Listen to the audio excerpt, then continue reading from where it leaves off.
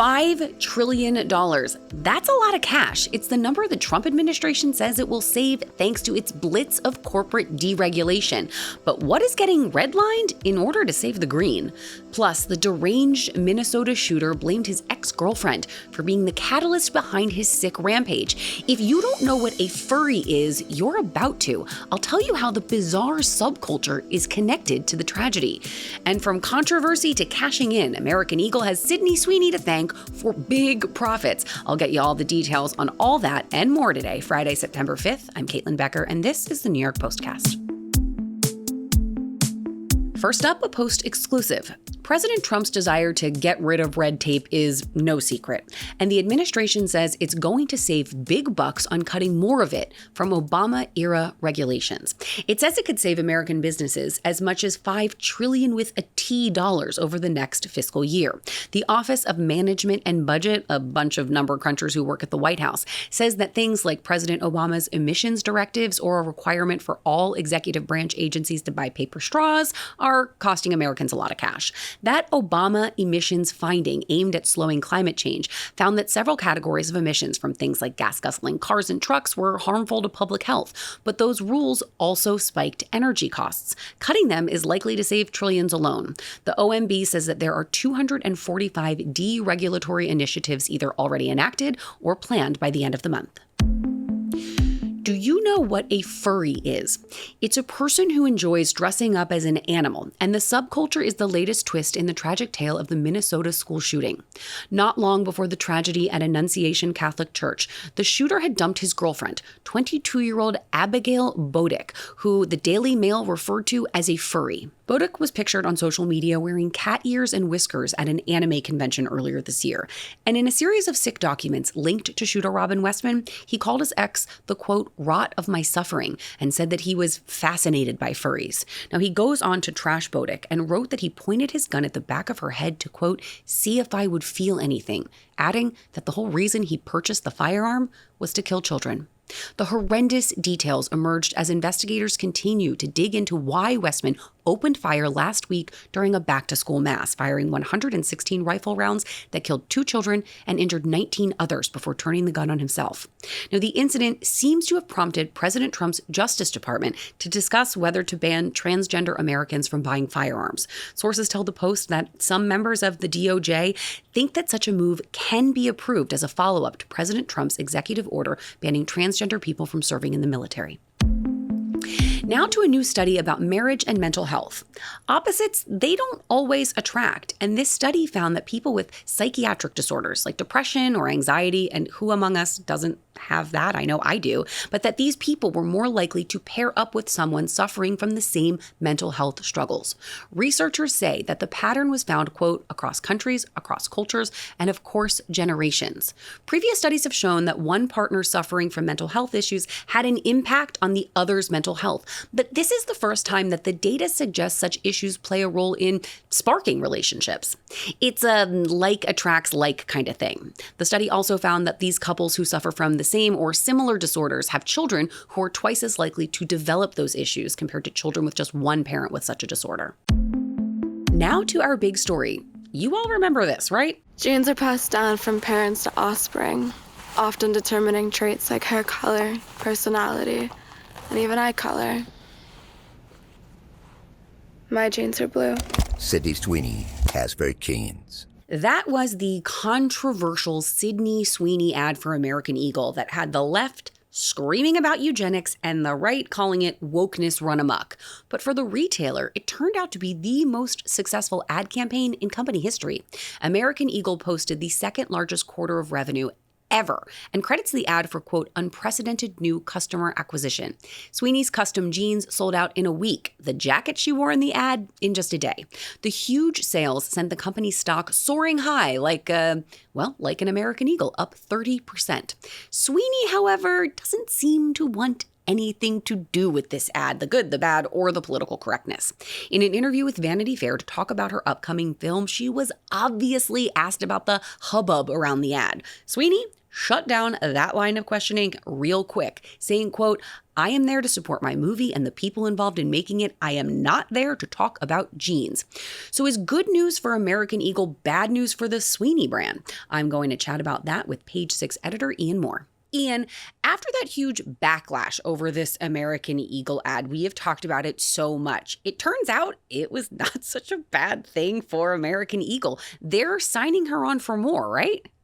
Yes. So it turned out that there's no such thing as bad publicity, at least when it comes to Sydney Sweeney. The campaign was a hit. As you mentioned, American Eagle said on an earnings call that their profits are way up.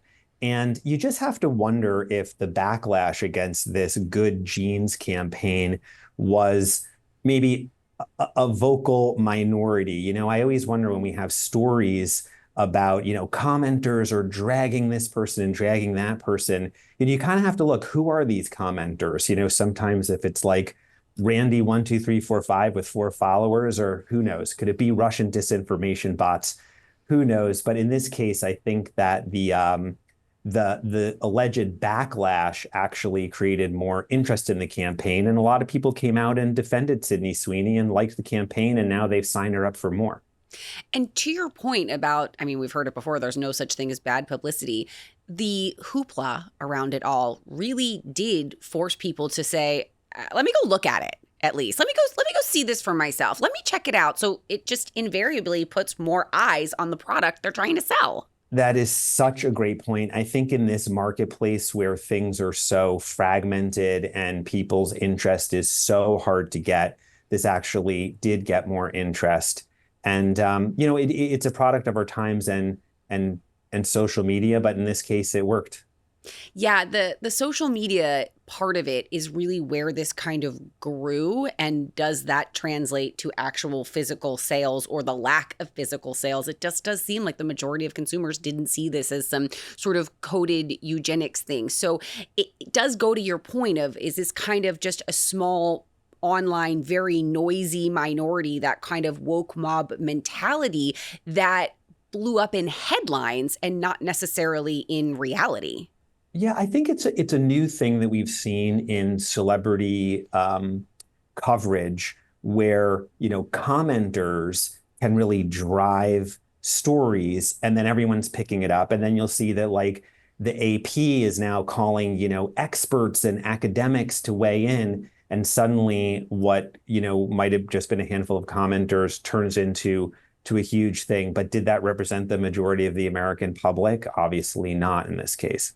It's so interesting, too, how the celebrity and the brands react to controversy like this. You have Sydney Sweeney and American Eagle signing back on for more. And it's giving me, do you remember the kimono controversy before Kim Kardashian named Skims? Oh, she named yeah. it. Yeah, she named it kimono and she got dragged for that. She changed the name and now she has this wildly successful brand. But in this instance, it didn't seem to really impact Sydney Sweeney's celebrity or American Eagle. But what's interesting is she refused to talk about it with Vanity Fair. But she did talk about it at a recent event. So what is your take on whether or not she needs to lean into this or just ignore it? Well, it's interesting. I think the thing is with Hollywood stars today are so nervous about saying the wrong thing. You say one wrong thing, your career is over. You can get canceled. And I think, there's also the thing that when you're a movie star, you want to sort of have this air of mystery. A lot of the things that are written about Sydney Sweeney, even including like, she recently had broken off her engagement. There's a lot of mystery surrounding her, and she is really like the biggest actress in Hollywood. So I think there's a hunger to know more about her. And in this case, I think the controversy actually just piqued people's interests because, we don't know that much about Sydney Sweeney. So it's not surprising she didn't want to talk about it. But it ended up working in her favor. But I think her publicist would have jumped in like Jordan Hudson did with Bill Belichick, would have been like, we're not talking about that. It's so fascinating to watch Sydney Sweeney's trajectory because you're right. She is massive, massive right now. We certainly know that from the way we cover them on we cover her on Page Six. But it brings me back to the Glenn Powell controversy with her that, again, people got so interested in Sydney Sweeney because it's the are they, aren't they? Look at every move that they make. So it does seem like she has some pretty well-timed controversies to like pique interest in her every time it kind of wanes.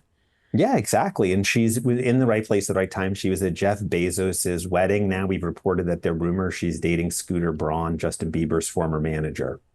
I feel like I seized when you said that a second ago there. The Scooter Braun of it all is that's just so much for me to handle.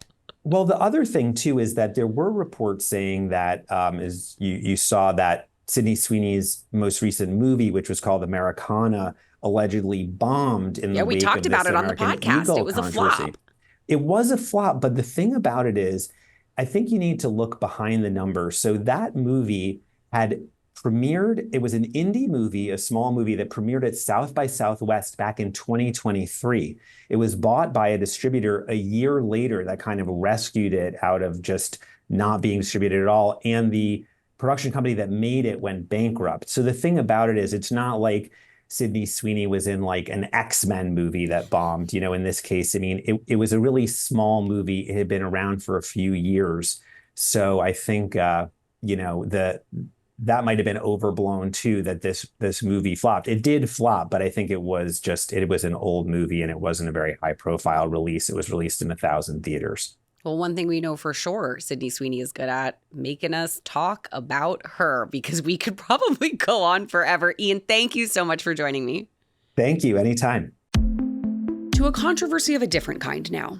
Internal emails obtained exclusively by the Post are shedding some new and concerning light on President Biden's use of the Autopen to sign clemencies in the final days of his term, something I've talked about here on the podcast.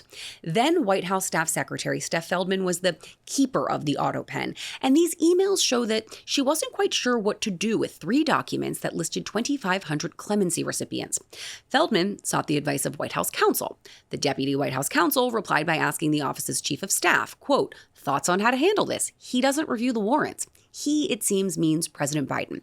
Now, as if it's not complicated enough, it seems the lawyers and staffers thought that an email from Biden's deputy assistant confirming his intent for the clemencies and pardons was legally enough, but it remains unclear whether the president was asked about the individual documents and names. That's all because this happened relatively late at night, and the clemencies were announced before 5 a.m., so it's kind of anyone's guess whether then President Biden woke up in the middle of the night and asked about it all.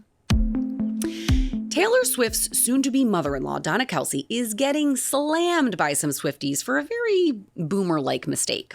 Kelce seemingly accidentally reposted an Instagram video from comedian Leanne Morgan, where she says the pop star's, quote, uterus is aching to breed with that big old Kelce boy. The wording there is just ew. The speed with which that post was removed by Donna will make your head spin, but that did not stop some from spotting it and slamming her. Or maybe it was more slamming Morgan. As one commenter put it, it was, quote, forcing archaic mindset on women. Also, may I repeat, ew. One of Donna's many supporters, though, said, quote, boomers gonna boomer when they use social media. Now, I mentioned yesterday that sources told the Post Taylor is, in fact, eager to have a baby with her husband-to-be. But I'm gonna go out on a ledge here and say she probably wouldn't have worded it quite like that because, ew. Well, I am aching for an end to Friday and a kickstart to this weekend. I know you're going to miss me until Monday, so fill the void by heading to the New York Post in print or online. And don't forget, like and follow the New York Postcast wherever you get podcasts and on YouTube. You will never miss an episode that way. And on Monday, if I'm not here for some reason, I won the Powerball and I retired to my own island. I will never think about you guys again. Just kidding. I love you.